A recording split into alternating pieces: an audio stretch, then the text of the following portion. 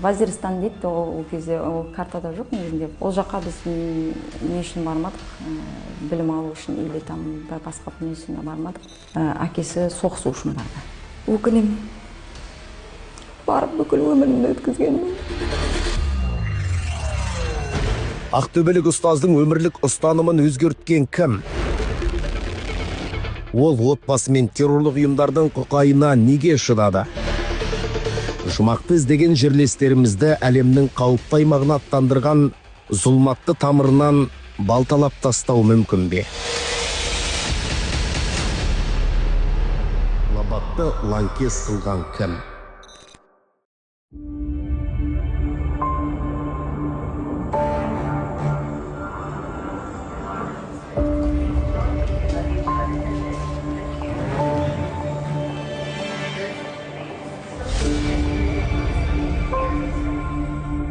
Бұл рейсті Лабат Нұрымбаеваның жақындары ұзақ күтті. Лаңкестерге қосылып, хабар ошарсыз кеткен қыздарын табудан күдерін үзбепті. Ол араға 17 жыл сап оралды.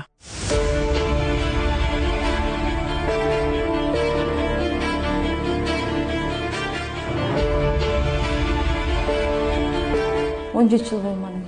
Бүкіл адамның бұл өмірі ғой, целый. Еш нәрсені мысалы помню деп айта алмаймын. Еш нәрсе бәрі өзгерген. Бәрі өзгерген. Даже тумаларын ешкім танымай атырым, даже кейбіреулерін. Мамам бір. Мен танымай атырген. Лабат 45 жаста, бастауыш сынып мұғалімі.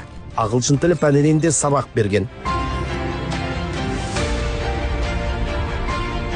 Айтылуша, жолдасы өмірден опа таппаған, интернеттегі экстремистік идеологияға арбалған, жазықсыз жандарды табанға салған, содырлардың ағына жығылған. Оңай әрі төте жолмен жұмаққа жетуді ойлап, Вазиристанға аттанған.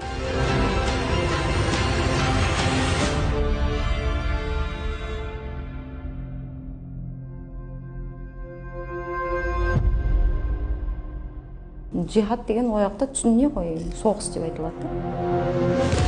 Лабат жолдасын тоқтатпаған, керісінше қолдаған. Анасын, бауырларын, оқушыларын тастап, өзі де жанкештілерге қосылған. Күйеулері қандай? Дінді түсінбеген болса, әйелдер де сондай жаңағы. Әлбетте.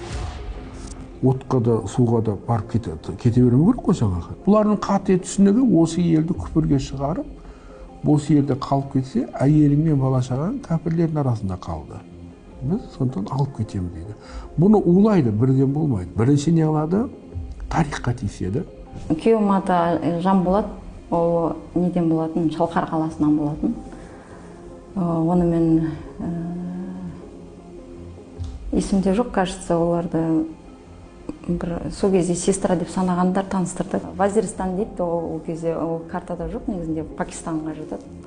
Әкесі барғысы келіп, бірақ мені зорлаған жоқ, конечно. Мен өзім немнен кеттім. Пуштондар бар еді, бірақ обычный халықпен емес, андай немен еді. Военныйлармен соқсатын еді сол жердегі. Бізде енді жамағат ақша бергеннен кейін, сол жамағаттың берген ақшасымен, несімен отырдық. Вазиристаннан кейін Ауғанстанға көштік. Ешқандай продукты жоқ, сондай кездер болды. Продукты келмеген кездер болды. Мысалы, ол жердегі нелер өте кедей тұратын еді, ана Вазиристаннан да кедей еді. Мен ешқайқа шықпайтын едім, шығуға болмайды ояқта. Әйелдерге в основном үйде отыру не істейді. Үйде отыру болып саналады да, мысалы. Даже докторға даже көп бара алмайсың. Ауғанстанның тыныштығы бұзылғалы жарты ғасырға жуықтады. Содан бері аталмыш аймақ түрлі террористік күштердің мекеніне айналды. Әлемдік державаларда өз геосаяси мүдделерін тықпалады.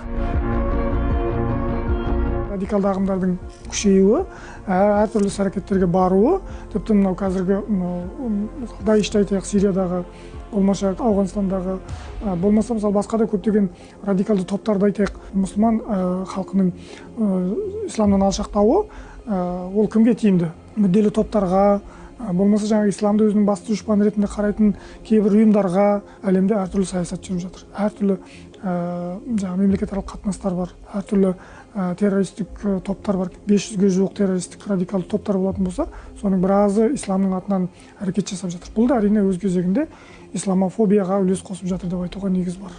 Жолдасым содан кейін оның алдында өте көп не істеп жүретін еді, ауырып жүретін еді. Қайтыс болардың алдында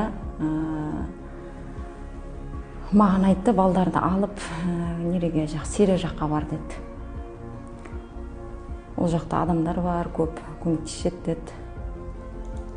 Сонымен сол айтқанын тыңдап Сирияға бардым. Таухид уа джихад, кажется, сол жамаатта. Өзбектер жақын көп екен. Катиба Таухид уал джихад халықаралық террористік ұйым. Сапындағы содырлардың көбі өзбек ұлтының өкілдері. Негізін қалағандардың бірі Абу Салох Әл-Өзбеки. Шын аты жөні Сироджиддин Мұхтаров. Қырғызстан Республикасында дүниеге келген. Дамаскіде жүріп, джихадшыларға арбалған. Ұйым идеологиясы жаһандық халифат құру, террорлық актіні ақтау үшін діни риториканы пайдаланады. Әлеуметтік медиа арқылы қаражат жинайды. 2024 жылы бұлар Хаят Тахрир аш-Шам лаңкестерімен бірге Сирияның бірнеше елді мекенін басып алды. Біріккен ұлттар ұйымы мен ақш Катиба Таухид уал джихад ұйымын террористік деп танып, әлемнің көптеген елдері қызметіне тыйым салды.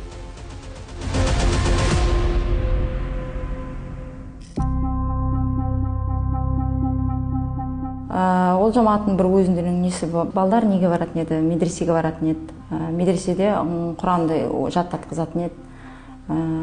Басқа тілді үйрететін, үйретпейтін білмеймін. Сосын балдар өскеннен кейін олар өздерінің несіне шақырды. Подготовка дейді, өздерінің нелеріне, дайындық нелеріне шақырды. Өлген адамдардың үшінші орнына толтыру үшін өздерінің джихадтарына жібереді ғой, өздерінің соғыстарына.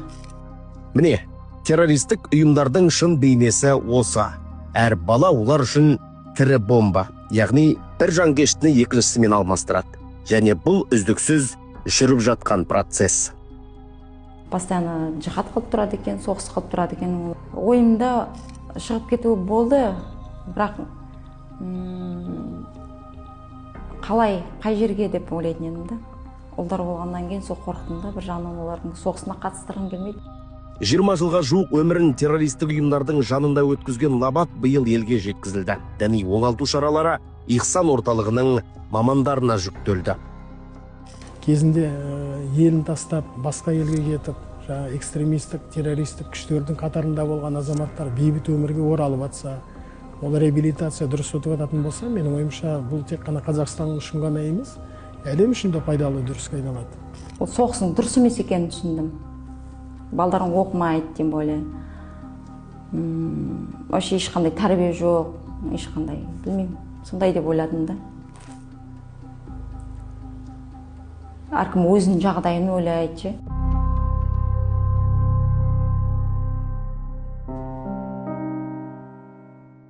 Енді қараны кимеймін, енді одан қайтып қара киімін кимеймін. Одан деген туған жеріңді, тыныш жерде тұрған лучше.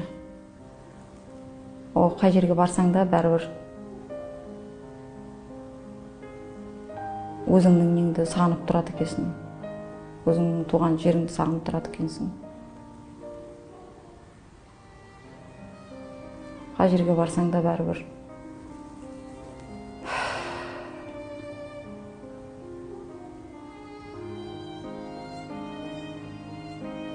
Соғыс керек емес, бейбітшілікте тұрған жақсы наоборот. Әкесі барғысы келіп, бірақ мені зорлаған жоқ, конечно. Мен өзім немнен кеттім. Мен балдарымды алып кеттім. 2 бала қалмасын деп кеттім, бірақ өзім 6 баламен кетіп келдім. Туған жерінің қасиетін аяққа тепкен ол лаңкестердің қасіретін шекті.